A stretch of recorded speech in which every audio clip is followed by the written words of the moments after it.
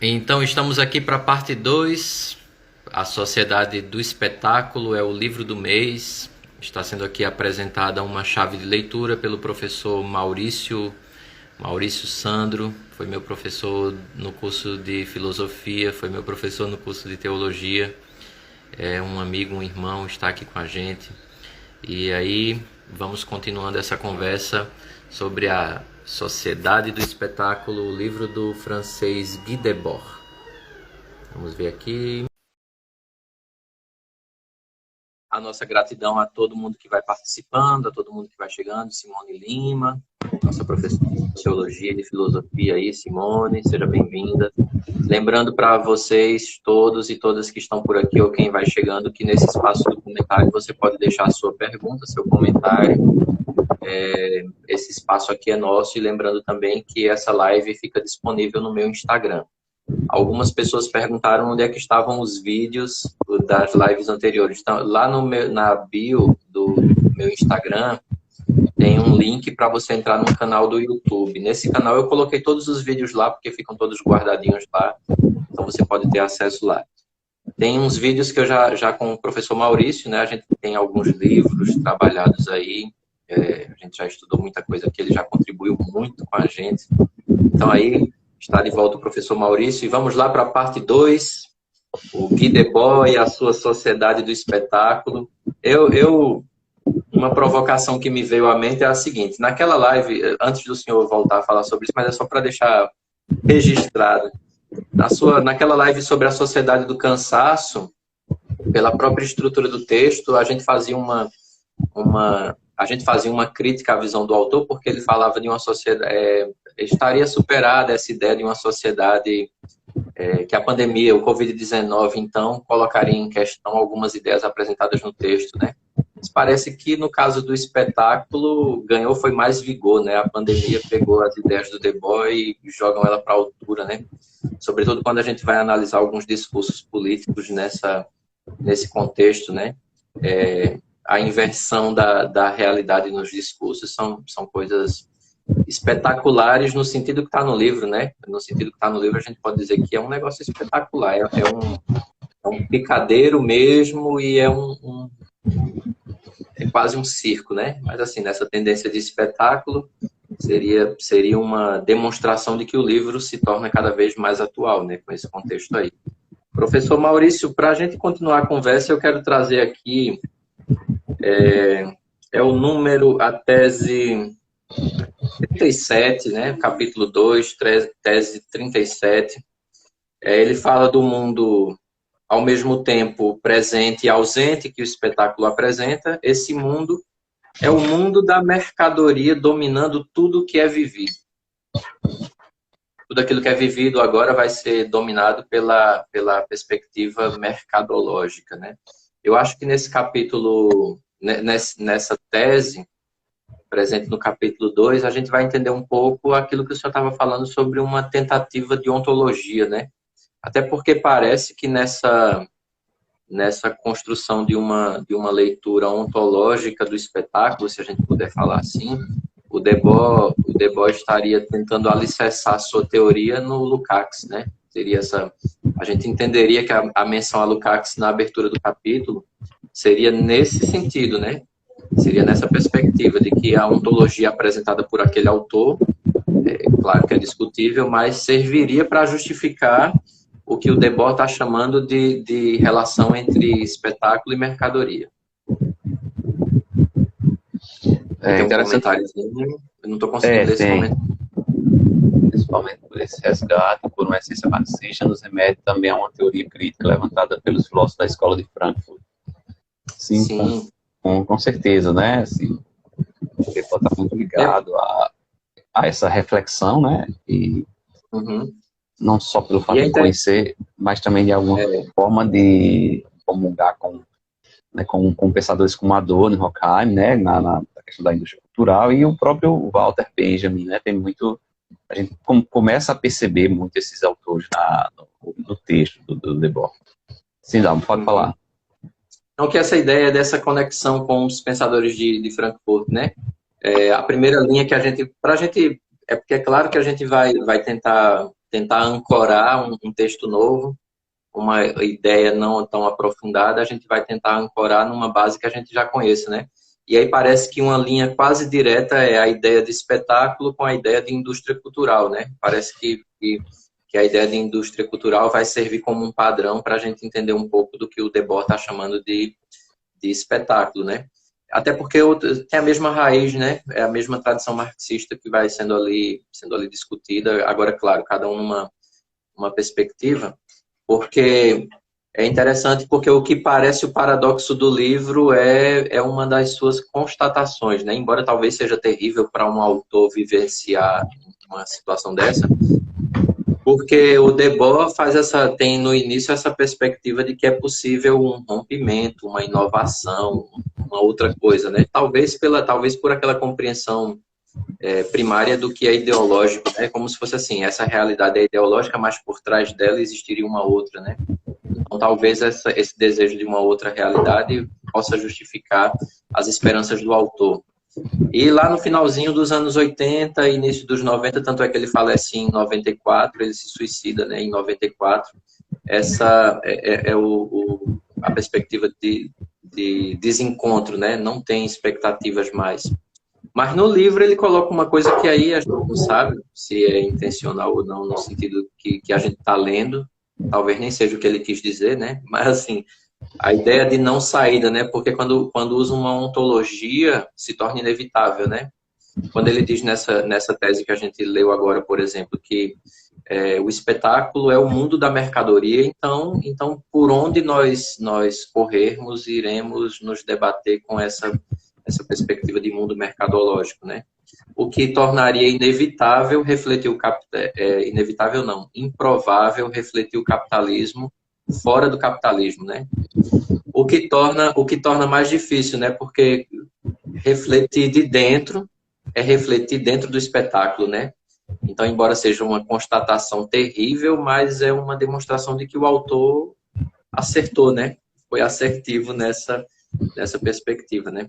Tem um texto aí a título de menção, né?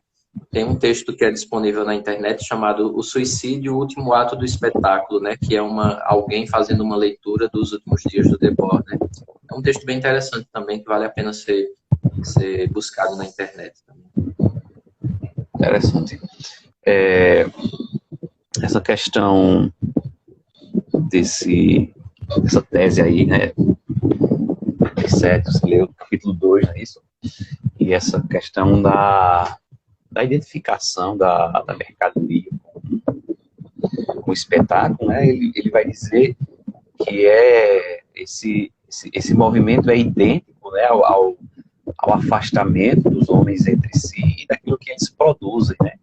A gente, assim, sente, do ponto de vista da escuta, digamos assim, ressoar aquela crítica já elaborada por Marx, né, realmente desse processo de alienação.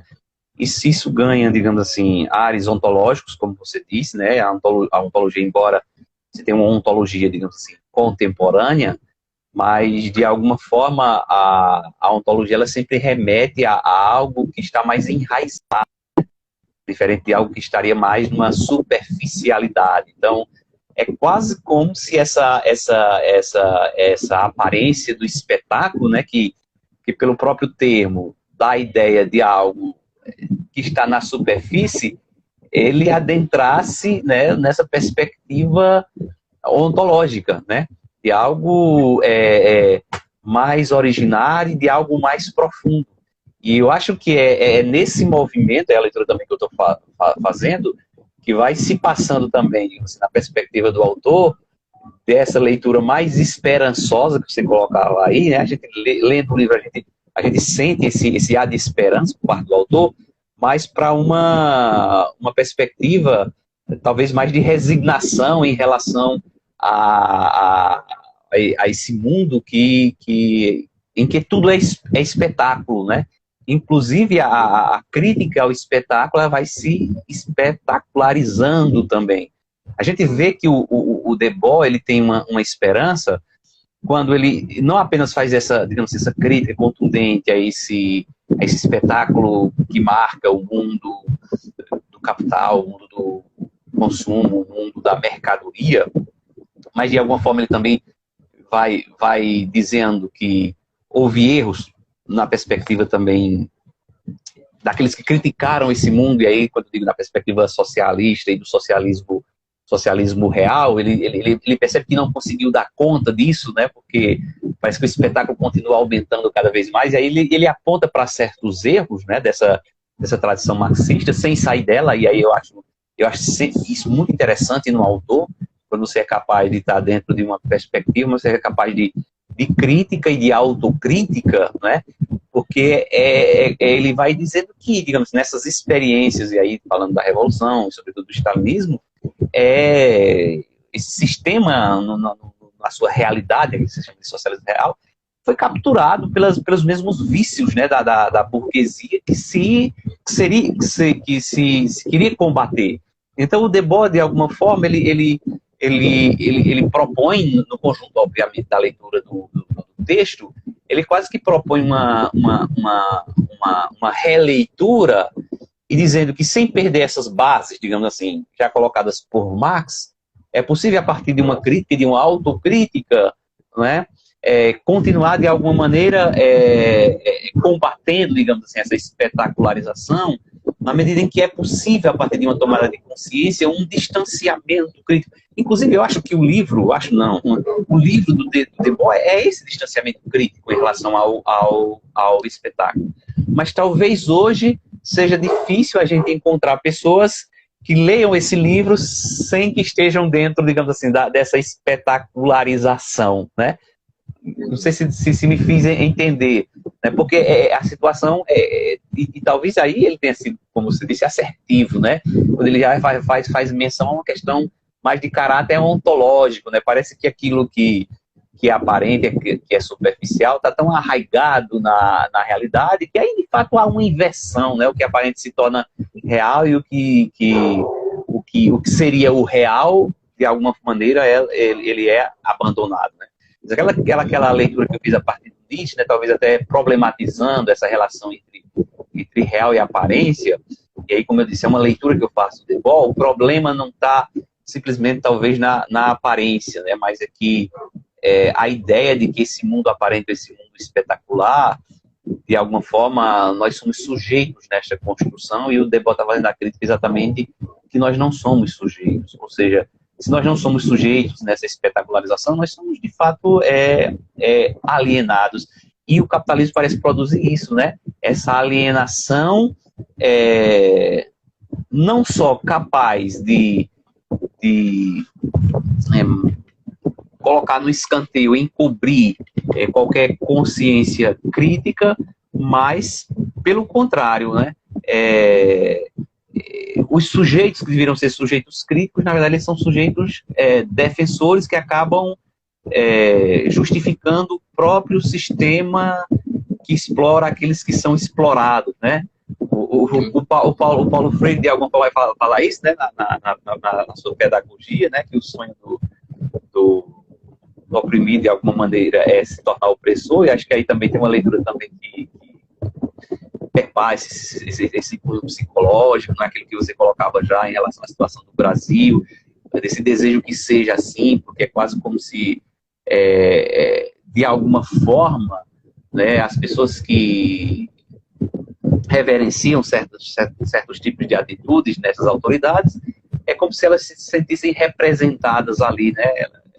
Alguém está fazendo aquilo que elas desejam fazer, né, o que desejariam fazer. Então é impossível que venha dessas pessoas a gente espere dessas pessoas uma consciência crítica, como você disse, porque não é uma questão de consciência, a gente já está no outro nível de discussão, né?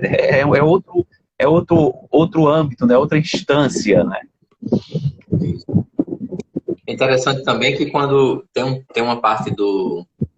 Agora, eu estava lembrando quando o senhor fala da crítica ao capital, porque como se torna difícil o rompimento com a ideia do espetáculo, né? Com o cenário de espetáculo, vamos dizer assim.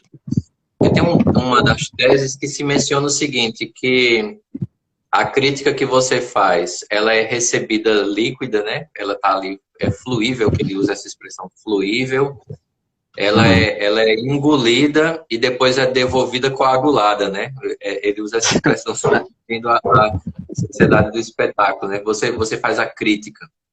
Você faz a crítica ecoa, a crítica é engolida, depois a crítica é devolvida em forma coagulada, né? De forma coagulada. E aí, de uma maneira, eu lembro sempre, toda vez que aparece um negócio assim, eu lembro de um professor que eu tive, o professor Newton, que ele dizia assim, Che Guevara. Che Guevara virou, você anda no shopping, você encontra lá numa vitrine, né? A camisa lá com o símbolo do Che Guevara, a foto dele. Aí você vai ver o preço, R$ 80, R$ 100.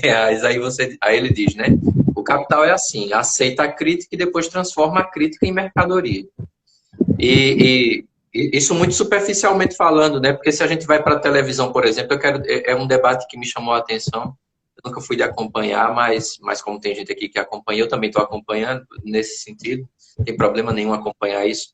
Mas quando a gente vai ver essa discussão do Big Brother Brasil, você vê a quantidade de pessoas negras ali dentro, mas as pessoas negras que estão ali não representam essa consciência de emancipação, né? Tem sucesso econômico, sucesso pela visibilidade, mas elas não propõem uma consciência crítica, né? E aí se torna interessante nessa perspectiva do espetáculo, e para você ver como o espetáculo se volta sobre si, porque eu coloco pessoas negras ali, porque de uma certa maneira representaria uma luta social. Então, no segundo maior canal de TV do mundo, aberto, né? TV aberta do mundo, eu boto um grupo de pessoas negras dizendo assim, está aqui representada uma parcela da população historicamente excluída, então o espetáculo está aí, e essas pessoas não representam as pautas de luta dessa camada da população. E aí evoca justamente o que socialmente falando a gente sempre viveu, que é a rejeição à pessoa negra, né? De modo que as pessoas que vão saindo ali vão saindo com rejeições absurdas, né? Claro que a gente vai escutando as pessoas comentando e tem uma certa moralidade na hora de votar nisso daí, mas não é só essa moralidade, né? Tem um desejo muito antigo de colocar o negro em seu devido lugar, né? Em seu devido lugar, como se fosse assim. Então, o espetáculo é como se fosse assim, isso aqui é natural para nós, o seu lugar é aquele ali. De modo que a ascensão de alguém de uma classe menos favorecida não deve ser vista como uma regra, né? Porque aqui é aquela ideia do esforço. Exceção, é só uma exceção. Mas a exceção que se volta depois para criticar os movimentos que criticam a estrutura de opressão e de exploração de uma sociedade do capital. Então veja que termina sendo assim, eu acolhi vocês em nome da diversidade, mas na verdade, por trás da ideia de diversidade e acolhida, o que eu vejo ali é uma ode à brutalidade e à rejeição, do mesmo jeito que a gente vive aqui fora, sem nenhum tipo de acréscimo, né? Tem aqui um comentário, Simone, muito aprendizado, uma reflexão sobre a sociedade do espetáculo que explica como construímos nossas ações naturalizadas na sociedade do consumo. Pois é, essa ideia de naturalidade é justamente o que aparece aqui como o miolo do espetáculo, né? Não é porque você escolheu, é porque naturalmente esse é um movimento de sociedade, né?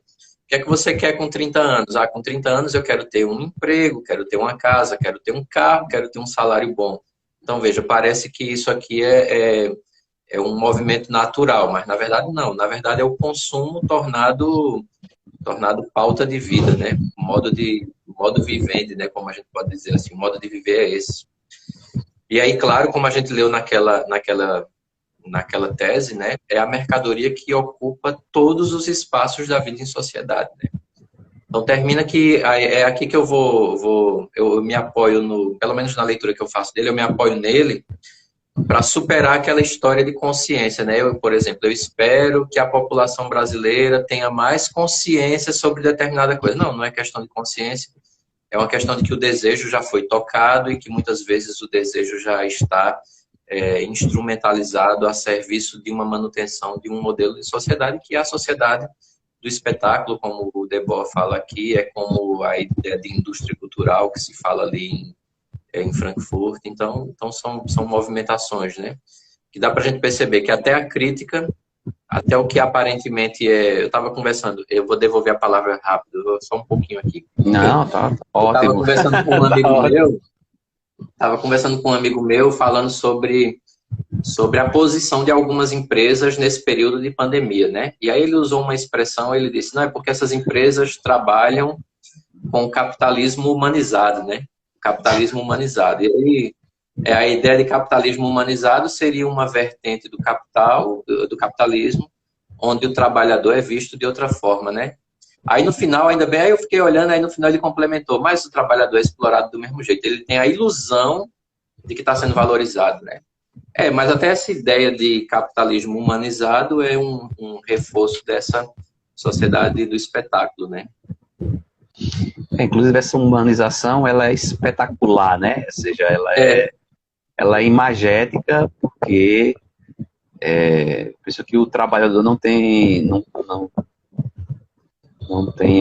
sofrido, pelo menos assim, se a gente pensar em Brasil, talvez 40 anos, né, que é quando começa a entrar, já isso começa na Inglaterra, e esse modelo mais neoliberal, e aí também a experiência do Chile, e o Brasil vai absorvendo isso de alguma maneira, e talvez aqui no Brasil, né, se esteja vivendo, assim, o auge daquilo que em outros países já de alguma forma já está se superando em alguns aspectos, mas acho que nunca o trabalhador foi tão explorado, né, então, se a gente falar em termos de humanização do trabalho, tão desumanizado quanto agora, né, nessas relações, se a gente for pensar em reformas trabalhistas, em desvalorização salarial, em reforma previdenciária, né? Ou seja, o trabalhador no Brasil talvez nunca tenha apanhado tanto, né? E eu não sei como é possível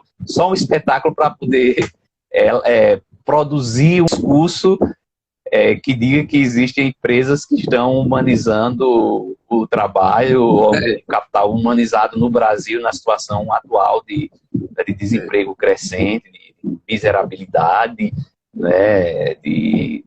Então, realmente, eu acho que o Deboa está muito certo aí.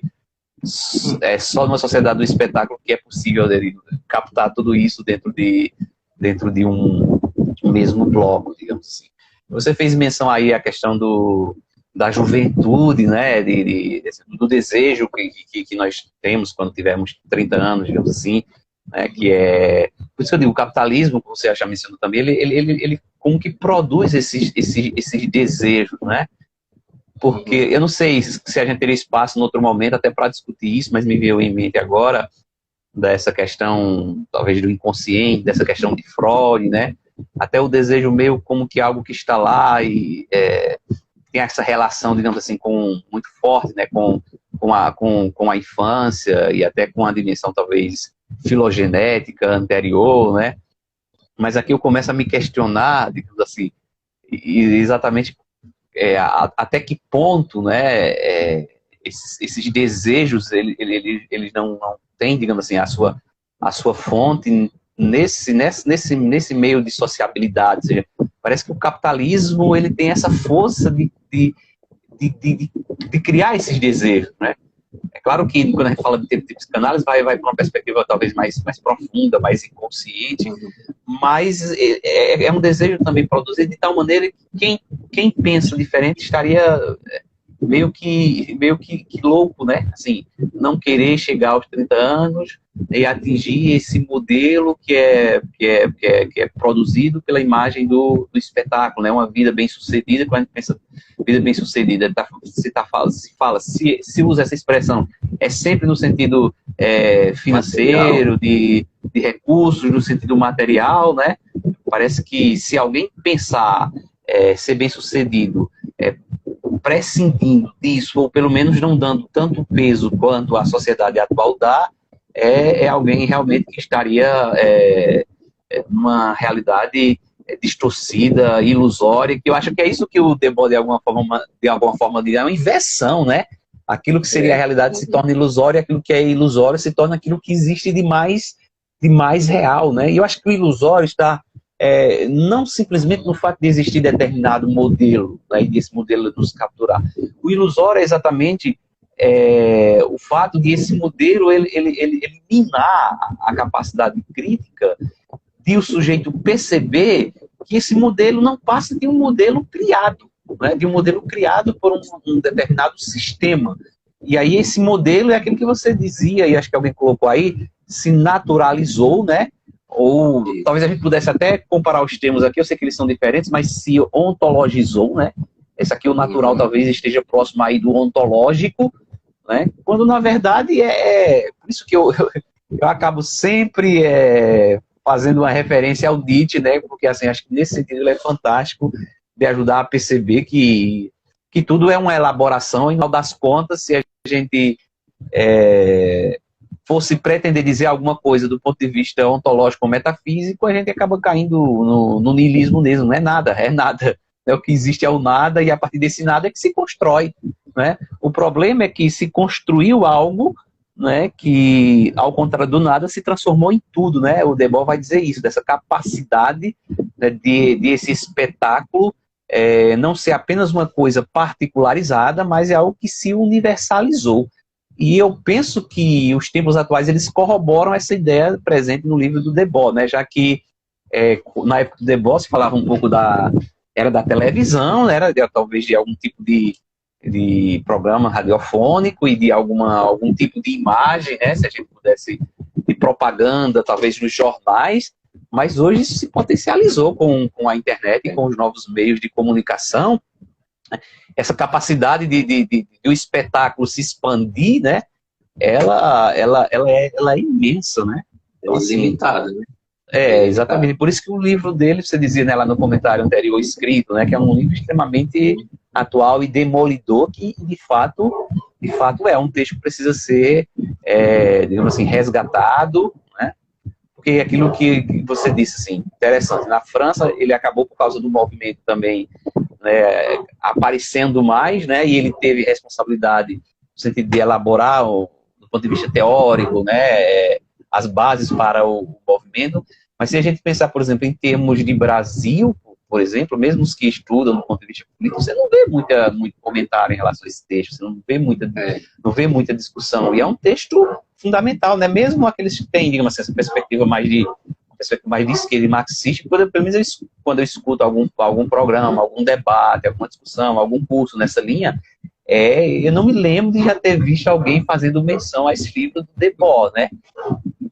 Que é uma coisa meio estranha, né? Meio estranha. Não sei se é porque ele também tem essa crítica, que eu acho que é uma crítica necessária, a crítica que ele faz também, né? Inclusive essa experiência do socialismo real, que a gente acaba, se não tiver cuidado, acaba caindo num certo dogmatismo também, né? Assim, essa incapacidade de fazer uma autocrítica, porque aí ele vai, tem uma parte do livro que ele fala, também não lembro mais, mas é uma das teses, acho muito interessante, que ele vai falar dessa questão da história, né? Desse movimento da história, né? Que, assim, é como se a perspectiva socialista real, ele pega o stalinismo como esse modelo aí para fazer essa crítica, né? Tivesse esquecido a ideia de história, né? Porque a história ela se move, ela se move dentro, né? Dá essa ideia de que uma teoria deu conta da totalidade do que a história é extremamente complexo e contraditório, né? Até porque acho que o próprio Marx trabalhava muito com essa questão da história, né? E, inclusive, quando se faz alguma pergunta a ele, como seria uma sociedade comunista, ele diz: eu sou um cientista, não sou um profeta, para dizer como seria, não, porque é a história que vai dizer, né? Inclusive, ele não trabalha muito sobre isso, aparece pouquíssimas vezes a expressão comunismo no Marx, né?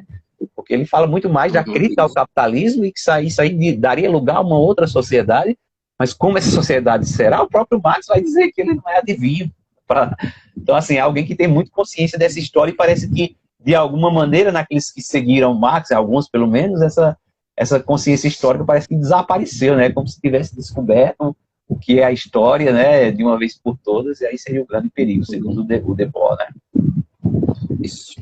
Aqui na tese 52 fala um pouco sobre isso, né? Quando 52 e 53 é uma aposta, né? Que é justamente essa relação entre sociedade e economia, porque ele começa assim: quando a sociedade descobre que ela depende da economia, a economia de fato depende dela, né?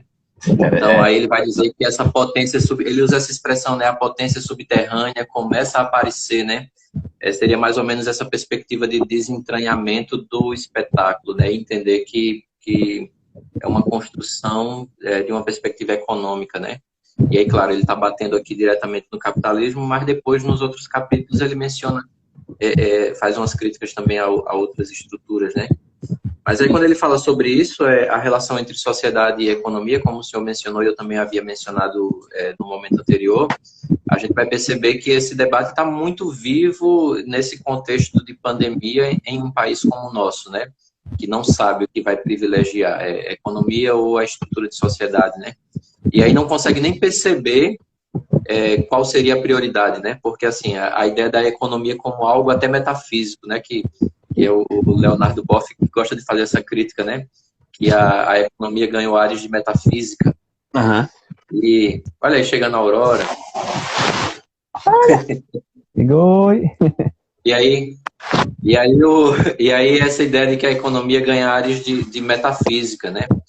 Você não consegue perceber até que ponto essas coisas se desentranham, né? É um modelo de sociedade que depende da economia ou é a economia que depende de um modelo de sociedade? Enquanto isso não se resolve, aí a gente vê na tese seguinte qual é o grande problema. A consciência do desejo e o desejo da consciência são o mesmo projeto e sobre forma negativa, que é a abolição das classes. E aí ele já começa a construir uma crítica que vai para duas frentes, né? Porque querer a abolição de classe sempre foi uma crítica que foi feita ao socialismo, né? Que é a abolição de classe. Mas o Debord está dizendo, ó, pelo desejo que tem aqui entranhado nesse modelo espetacular de sociedade, também a estrutura do capital, que é a abolição das classes. É a mesma coisa. E aí ele diz que enquanto que o ser humano que se desenvolve em sociedade, porque é aí que o lugar do ser humano é a sociedade, e aqui ele é herdeiro de uma tradição bem consolidada, né? A sociedade do espetáculo promoveria um embaçamento dessa constatação, né? Eu consigo ver que tipo de pessoa eu serei, porque o tipo de sociedade é um tipo de sociedade superficial. Uhum. Então, é um negócio meio Matrix, né? Você já nasce envolvido nessa perspectiva aqui do que está em todo canto. Está na igreja, quando você vai pagar uma conta, igual aquela cena mesmo do Matrix, né? Está em todo lugar. Em todo lugar a gente vê essa dinâmica de uma economia que impõe um padrão, né? Impõe um modelo. A gente tem meia hora para completar duas, se o senhor tiver tempo. E aí eu queria propor um salto, porque a gente viu aqui, essa fala toda nossa teve uma introdução geral, mas ela está fechada em 2 capítulos. Eu queria que a gente desse um salto aqui para essa parte onde justamente o Debord faz uma crítica também a um pensamento de esquerda, né? É bem interessante porque na nossa forma de refletir, sobretudo no Brasil, é o capítulo 5, né? Tempo e História. A gente sempre vê da seguinte forma, ou isso ou aquilo, né? A gente herdou essa forma de entendimento sobre a coisa. E aqui o espetáculo se radicaliza, né? Porque eu começo a entender o seguinte, eu estou criticando uma vertente com a qual eu não concordo, porque a que eu abracei é a que contém verdade, né? Então tem essa dinâmica aqui de um antagonismo que é cego, né? Nesse sentido é um antagonismo cego. Mas aí quando fala sobre o tempo e a história, aqui se tem uma correção muito interessante a esse antagonismo, porque o que a gente percebe a nível de Brasil, a gente percebe um endurecimento e um fortalecimento intolerante de determinados setores e segmentos que nunca foram resolvidos. É por isso que eu acho, aí eu abro parêntese, é por isso que eu acho que esse debate do Debord é muito interessante no nosso contexto, sobretudo se a gente coloca ele em pauta com outros pensadores, né? Sobretudo pensadores nossos aqui. E a Lélia Gonzalez é alguém que eu sempre menciono, porque ela tem essa perspectiva de que a forma como o país se construiu elaborou um tipo de imaginário e você não consegue romper isso com muita facilidade, né? Talvez o que o Debord chama de espetáculo é o que na Lélia aparece como esse tipo imaginário de realidade, né? Eu tenho que fortalecer essa perspectiva aqui. E aí no capítulo 5, que eu acho que para mim é o melhor capítulo do livro, sei se dá para dizer que é o melhor capítulo, mas assim, eu arrisco dizer que pelo menos é o que eu achei muito, foi o que me chamou mais a atenção. Esse capítulo 5, o Debord faz uma relação muito interessante entre tempo e história, né? E a citação dele é Shakespeare, né? Deixou os filósofos e agora vem para Shakespeare, né? Ó, gentis homens, a vida é curta. Se vivemos, vivamos para marchar sobre a cabeça dos reis. Essa é a citação que abre o capítulo 5, né? E logo no número, na tese 125, ele fala, né? O homem, o ser negativo, que é unicamente na medida em que suprime o ser, é idêntico ao tempo. Eu achei isso, eu vou recorrer a Camus, absurdo, né? Assim, um negócio... O homem é idêntico ao tempo, né? Isso aqui já dá margem para muitos debates, né? Mas o homem idêntico ao tempo dá uma ideia de uma limitação, pelo menos numa leitura primária, da ideia da limitação da capacidade que eu tenho de interpretar determinadas coisas, né? Tanto é que é passível de mudanças, né? O que eu vejo aqui de uma forma, daqui a pouco eu posso ver de outra. Mas essa limitação no tempo, essa adequação do homem ao tempo é necessária justamente para garantir uma constante atualização das nossas perspectivas de enfrentamento da história, né? Sim, sim. Isso aqui seria uma abertura. Eu acho que tem muitas questões aí, né, assim, que podem ser discutidas em relação à questão do tempo. Inclusive tem um capítulo, né, sobre o tempo, outro capítulo sobre o espaço. E, claro, tudo dentro dessa perspectiva da espetacularização, né? Então, há uma captura, digamos assim, do tempo e do espaço, e eles também são espetacularizados, né? Aí, quando ele vai falar, por exemplo, na questão de uma espécie de eterna juventude, né, que o espetáculo propaga, como se esquecesse a ideia de envelhecimento, ou se como essa ideia fosse nociva, aí se distanciando também da ideia de morte. E aí quando você coloca essa expressão, a partir lê essa expressão aí do Debord, né, que o homem é o tempo, né, a partir também dessa citação do Shakespeare, né, essa ideia de que o tempo corre, né, o tempo passa nesse sentido. Isso.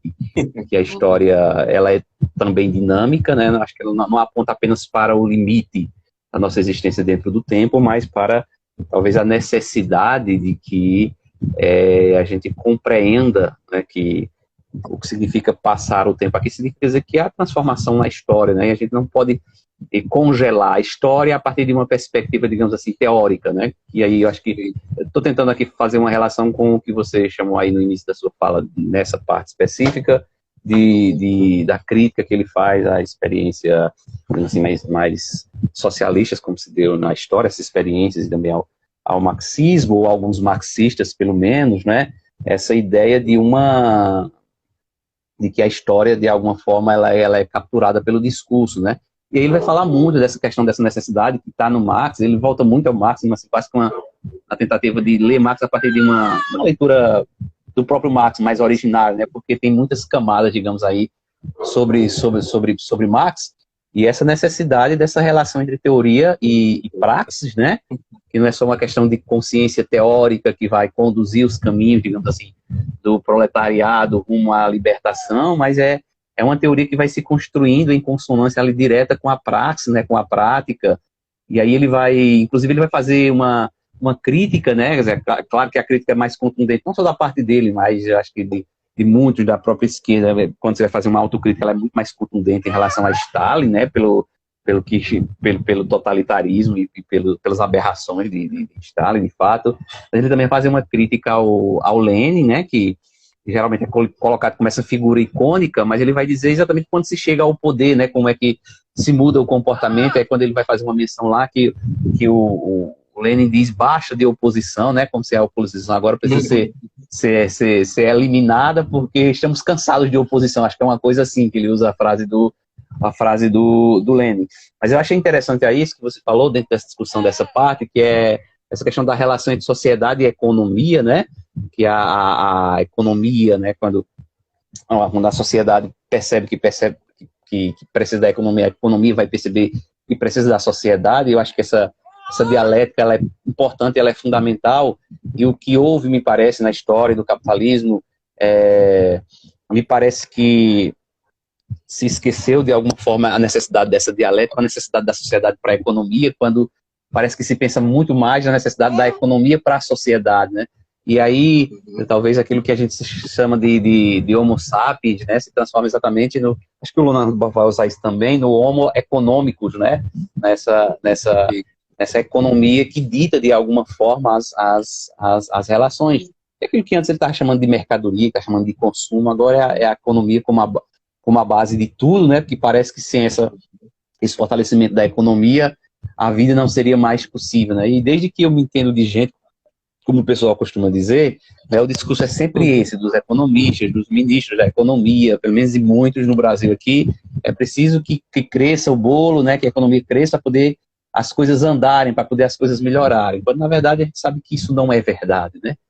O crescimento da economia não significa necessariamente melhora de condições de vida para as pessoas, o problema é a concentração de renda, né? O problema é a falta de justiça social, o problema é a falta de uma diminuição da desigualdade, né? Então, assim, não é questão só de crescimento econômico, mas é de distribuição dos recursos. E aí, eu acho que outra que ele coloca também é quando ele vai falar aí que de alguma forma a própria experiência, digamos assim, na União Soviética, né, na época de Stalin, com a questão da economia planificada, né, aquele plano, né, que se fazia a cada 5 anos, né, e aí se propaga muito também, que não deixa de ser verdade, que aí a União Soviética se tornou a segunda maior economia do mundo, né, teve um crescimento econômico muito grande, mas aí ele vai dizer que não é só questão de crescimento econômico, né, porque aí, quando se fala nesses termos de só de crescimento econômico,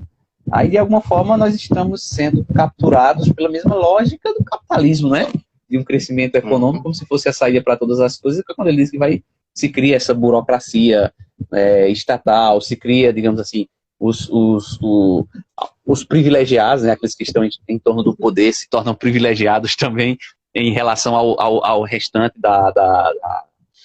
dos trabalhadores, né, quando de fato as associações não têm lugar, e o lugar realmente a direção é a direção do partido. Então, acho que tudo isso é muito interessante. Outra coisa, para concluir, que eu estou falando muito também, que você fez menção e eu achei bastante interessante, é essa questão você fez menção a Lélia Gonzalez, né, eu tenho que ler muito mais, né, porque eu vi que é realmente, a partir dos seus comentários também, um autor muito interessante, e acho que ela diz uma coisa muito verdadeira a partir da sua fala também, a partir dessa sua fala, né, talvez dessa imagem do brasileiro, né, que é uma imagem também que foi criada, né, nesse sentido nós podemos dizer que é uma espetacularização da imagem do brasileiro, né, muito passada também, inclusive por grandes teóricos, né, eu acho que o Sérgio Buarque de Holanda, quem vai fazer essa crítica é o Gessé de Souza, né, essa imagem do Brasil que nós temos, né, a partir de grandes teóricos, né, o Caio Prado Júnior, né, que é nessa linha marxista e que nos ajudou muito a compreender o Brasil e essa história do Brasil, o Sérgio Buarque de Holanda, o Gilberto Freire, mas de alguma forma eles como teóricos, como grandes teóricos, acabaram também passando essa imagem, digamos assim, do brasileiro como essa figura solidária, né, como essa figura acolhedora, como essa figura, digamos assim, muito humanizada, para usar esse termo que já foi usado aí, né? A gente sempre sabe que os termos eles têm sempre problemas, né, porque se a gente perguntar, a tortura é humana? É claro que é humana, não é desumana, porque tá dentro das possibilidades humanas, mas a gente está usando aqui humano no sentido humanista mesmo, né? Ou seja, tudo que o humano é capaz de fazer é humano, né? Mesmo aquilo que a gente está usando humano nesse sentido de uma tradição humanista mesmo, de humano como algo, digamos assim, bom do ponto de vista moral, que contribui para o crescimento humano. Então, essa imagem do Brasil como uma imagem que o brasileiro é solidário, que o brasileiro está sempre disposto a ajudar, isso também é uma espetacularização, e eu acho que os tempos atuais estão demonstrando, digamos assim, a dimensão ilusória desse espetáculo, né, como fala o De Boy aí, nesse sentido é extremamente atual também, né? A gente pensa nessa época de pandemia, se a gente vê aí os números crescerem, se a gente vê, por exemplo, o pessoal se aglomerando, fazendo festa, o pessoal sem máscara, né, as praias cheias, o pessoal não está nem aí para isso, né, nem aí para isso. Então, assim, me parece que essa imagem, ela cai muito, né?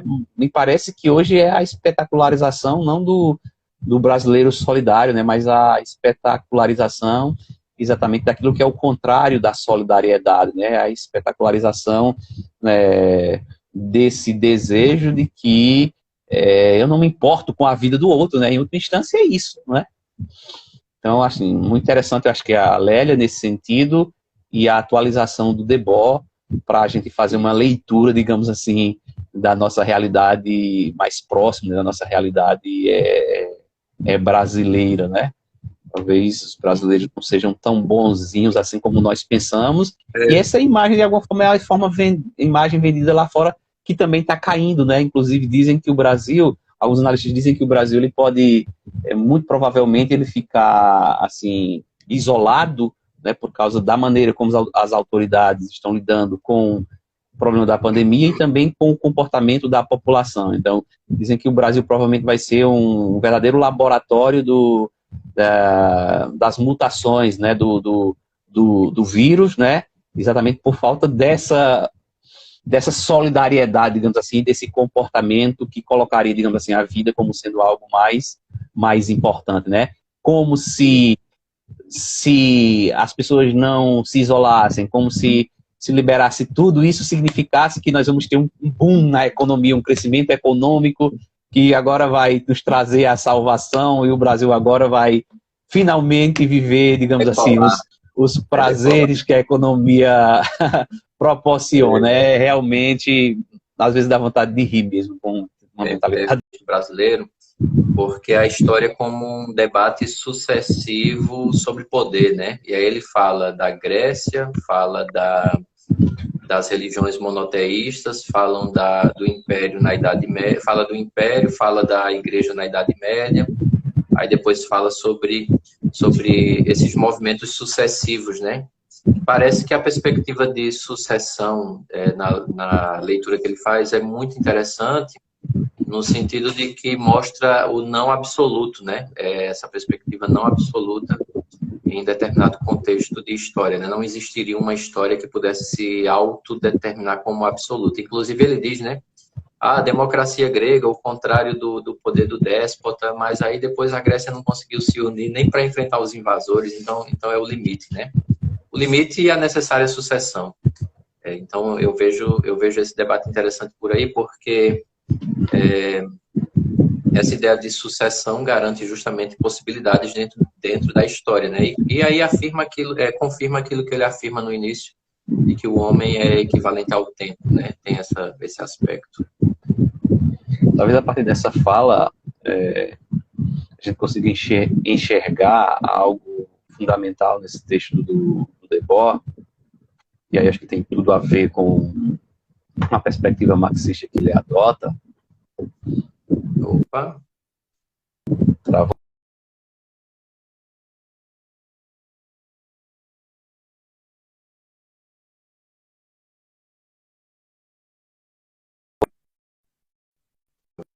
Se volta, qualquer coisa. Travou, né? Mas agora está aqui. Acho que uma leitura interessante é essa leitura da necessidade de uma compreensão do sentido de história, né? Por isso que eu dizia que o livro ele é tão rico que ele abre várias perspectivas. E aí isso tem a ver diretamente com a influência marxista que ele tem, né, dessa importância da história, né? Isso era muito, muito, muito presente, por exemplo, no Marx, no próprio Engels, né?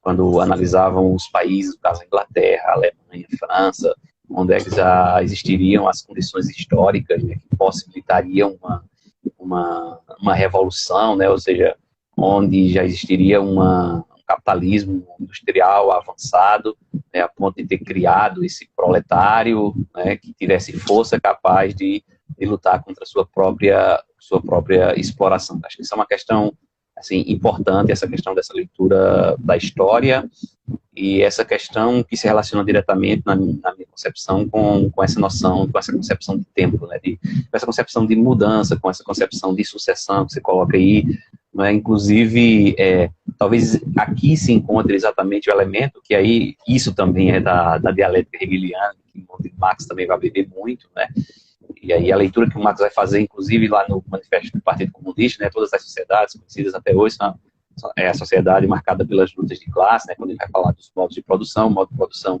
escravista, depois cria suas contradições, aí o modo de produção asiático, depois o modo de produção feudal, o modo de produção burguês, o capitalista, e aí se essa dinâmica que move a história, essa dinâmica, essa dialética, na verdade, aí também estaria o motor exatamente para a superação desse modelo capitalista, né? Claro que não daria para a gente dizer quando isso acontece, né? Mas se essa é a marca da história, essa mudança, essa sucessão, então me parece que, do ponto de vista reflexivo, nós já teríamos, digamos assim, fundamentos para projetar essa mudança, né? Ou seja, para não cairmos na armadilha de que o sistema capitalista, como ele é algo natural, é algo ontológico, portanto seria algo eterno, e nesse sentido ele se distanciaria, inclusive, da própria ideia de história, né? Como o Fukuyama vai dizer, né? Eu já dizia que nós chegamos ao fim da história, né? Me parece que o Hegel já tinha colocado as bases para se falar disso, né? De alguma forma, e o fim da história seria